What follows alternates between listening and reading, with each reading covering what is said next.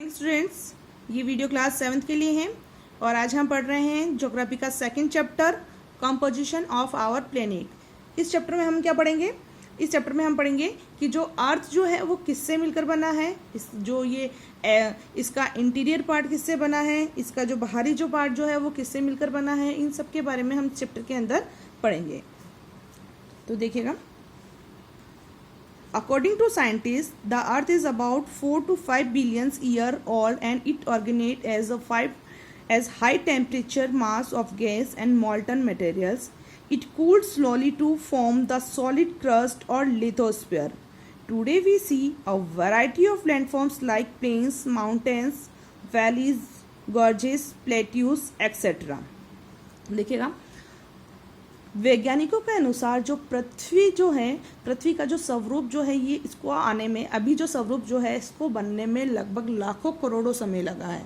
क्योंकि जब ये बनना शुरू हुए तो ये बहुत ज़्यादा, इसका टेम्परेचर जो था वो बहुत ज़्यादा था और ये बहुत ही एक गर्म अवस्था में थी, है ना। टेम्परेचर ज़्यादा होगा तो क्या होगा, बहुत ज़्यादा गर्म अवस्था में थी, है ना।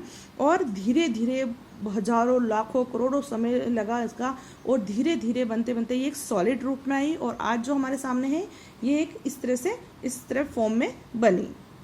तो इसके पूरे स्वरूप में लाखों करोड़ों समय लग गया था। Then today we see a variety of landforms, और आज हम पृथ्वी पर देखते हैं बहुत सारे लैंडफॉर्म्स। लैंडफॉर्म्स क्या होते हैं?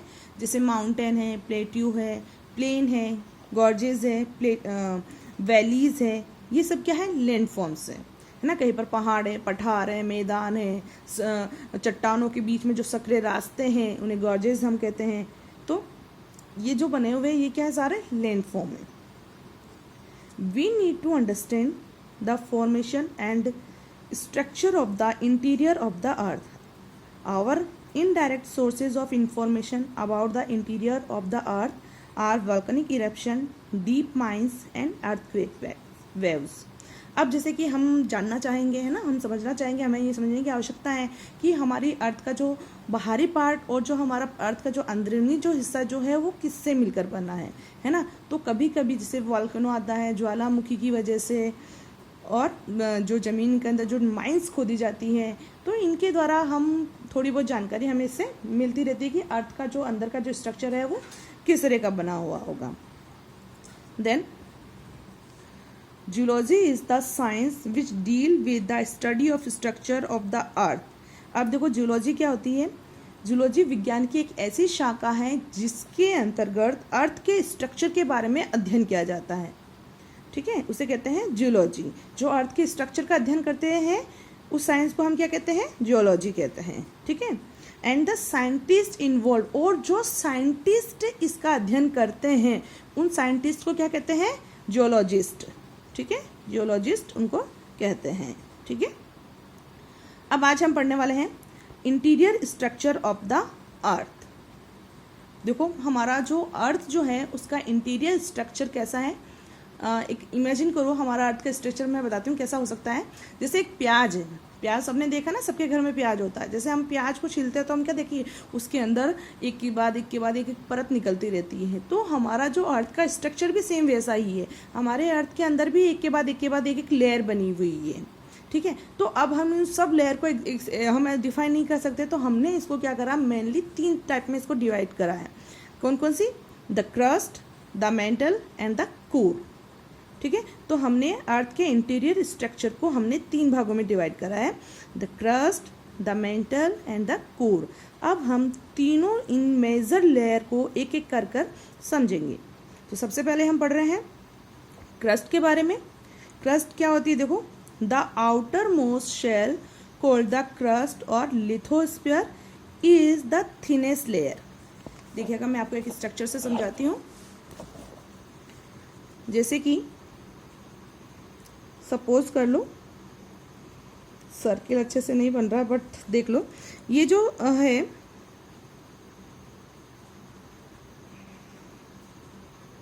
ये, ठीक है, ये जो ऊपरी परत जो है अर्थ की, ये पूरी क्या कहलाती है? क्रस्ट कहलाती है। ठीक है, ये जो अर्थ की जो सबसे ऊपरी परत जिस पर हम खड़े हैं, जिस पर हमारा घर है, ये क्या है? क्रस्ट है। ठीक है, अब इस क्रस्ट को भी हम 2 भागों में हम डिवाइड करते हैं। दो भागों में कैसे डिवाइड करेंगे क्रस्ट को, एक हम करेंगे कॉन्टिनेंटल क्रस्ट में और दूसरा हम करेंगे ओशियनिक क्रस्ट में। तो सब कैसे करेंगे वो देखिएगा। सबसे पहले इसकी जो गहराई जो है वो कितनी है, 5 to 40 किलोमीटर तक ये क्या है, क्रस्ट। अगर हम पृथ्वी के अंदर गड्ढा खोदते हैं या माइंस खोदते हैं और या इसके अंदर हम कैसे भी करके जाते हैं तो ये 5 to 40 किलोमीटर तक क्या कहलाता है, क्रस्ट कहलाता है। ठीक है, अब 5 to 40 में से भी देखिएगा 5 to यहाँ, जैसे हम यहाँ मानते हैं 5 to 35 तक हम जाते हैं तो ये कहलाता है कॉन्टिनेंटल क्रस्ट। ठीक है, कॉन्टिनेंटल क्रस्ट क्या होता है, देखो जैसे कोई ये जगह है, ठीक है, और यहाँ पर क्या है, ओशियन है। ठीक है, ये ओशियन है। अब यहाँ पर कोई एक व्यक्ति खड़ा है, ठीक है, ये किसी कॉन्टिनेंट पे खड़ा है, इसको कहेंगे हम कॉन्टिनेंटल। ठीक है, अब यहाँ से 35, अब ये जो यहाँ आप देखेंगे कि यहाँ पर तो पानी है लेकिन ये पानी भी कहीं पर रुका हुआ है ना, किसी पर स्टैंड करता है। जैसे पानी के अंदर भी तो ज़मीन होगी, ओशन के अंदर भी तो ज़मीन होगी। तो जैसे यहाँ पर ये यहाँ तक हम देखते हैं कि ये क्या कहलाएगा, अपना कॉन्टिनेंटल क्रस्ट कहलाएगी। ठीक है, 35 किलोमीटर तक। और उसके बाद जो 5 किलोमीटर जो है वो क्या कहलाती है, ओशियनिक क्रस्ट। ठीक है, ये क्या कहलाएगी, ओशियनिक क्रस्ट। तो समझ में आया कॉन्टिनेंटल क्रस्ट क्या होती है और ओशियनिक क्रस्ट क्या होती है। ये दोनों मिलाकर 5 to 40 किलोमीटर होता है। जैसे कि हमारे यहाँ पे दिया हुआ ना, thickness various from 5 to 40 kilometre.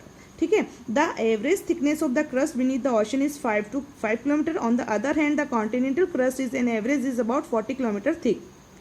ठीक है, तो ये इस तरह से होता है। तो आपको क्रस्ट अच्छे समझ में आया। एक बार फिर डिफाइन करिए, जो क्रस्ट जो है पृथ्वी की जो सबसे ऊपरी लेयर जो है उसे क्या कहा जाता है, क्रस्ट कहा जाता है। और इसकी जो गहराई जो है कितने किलोमीटर तक होती है, 5 to 40 किलोमीटर तक होती है। उसको हम दो भागों में बांटते हैं, एक कॉन्टिनेंटल क्रस्ट में, दूसरा हम बांटते हैं इसको ओशियनिक क्रस्ट के अंदर। ठीक है, अब ये किससे मिलकर बनी हुई होती है, तो देखिएगा जो ये जो हम देखते हैं क्रस्ट जो है वो ठोस चीज़ों से मिलकर बनती है। जैसे कि क्योंकि हम देखते हैं ना, जो हमारा जो लेयर जो है ये हम जिस पर खड़े हैं वो क्या है, या तो चट्टाने हैं, है ना, और मिट्टी की एक हल्की सी परत बनी हुई है। तो इसके अंदर क्या होता है, सबसे ज़्यादा सिलिका। ठीक है, सबसे ज़्यादा इसमें क्या होता है, सिलिका होता है। और दूसरा नंबर आता है इसमें एल्यूमिना। सिलिका प्लस ये किससे मिलता है, एल्यूमिना। देखो चीज़ें तो इसके अंदर बहुत सारी पाई जाती है ना, इस लेयर के अंदर बहुत सारे मेटल पाए जाते हैं, लेकिन जो मेनली जो मेटल पाया जाता है ना उसको हम करेंगे। तो मेनली जो मुख्यतः कौन सा पाया जाता है, सिलिका और एल्यूमिना पाया जाता है। तो इसका नाम रखा है SI लिया सिलिका से और एल्यूमिना से लिया है AL। ठीक है, तो ये क्या बना, सियाल। ठीक है, तो कॉन्टिनेंटल क्रस्ट जो है, ये जो कॉन्टिनेंटल क्रस्ट जो है उसे हम क्या कहते हैं, सियाल भी कहते हैं। ठीक है, और अब है ओशियनिक क्रस्ट। ओशियनिक क्रस्ट जो है, ओशियनिक क्रस्ट को हम क्या कहेंगे, ओशियनिक क्रस्ट जो है उसमें क्या होता है, सबसे अधिक किसकी, ओशन के अंदर किसकी अधिक मात्रा है, सिलिका एंड मैग्नीशियम की अधिक मात्रा है। ठीक है, सिलिका और मैग्नीशियम की अधिक मात्रा है। तो सिलिका में से लेंगे हम SI और मैग्नीशियम से लेंगे MA। तो इसे क्या बोलेंगे, सीमा। ओशियनिक क्रस्ट को हम क्या बोलते हैं, सीमा भी बोलते हैं। तो यहाँ तक आपको समझ में आ गया क्रस्ट के बारे में। तो चीफ मेटल इसमें कौन सी है, सिलिका और एल्यूमिना है, और इससे मिलकर बनता है, इसको हम नाम देते हैं सियाल। और इस कॉन्टिनेंटल क्रस्ट को हम सियाल भी कह सकते हैं, और ओशियनिक जो क्रस्ट जो है उसे हम सीमा बोलते हैं। तो यहाँ पर आपका क्रस्ट कंप्लीट होता है। ठीक है,